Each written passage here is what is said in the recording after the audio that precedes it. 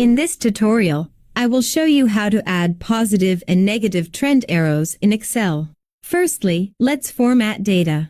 We will calculate the percentage change between 2 years. Drag the percentage change formula. To add up and down arrows, select an empty cell. Then, go to the Insert tab on the ribbon. In the Symbols group, click Symbol.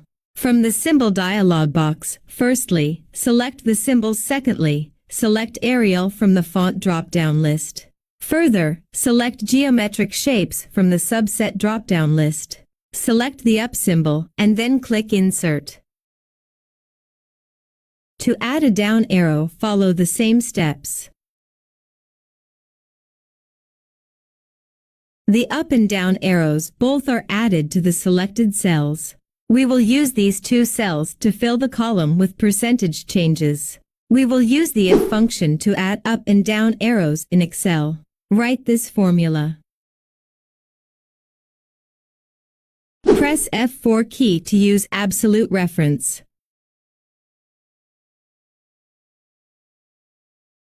And we have the percentage change with the trend indication arrows. If you found this tutorial helpful, please subscribe to my YouTube channel.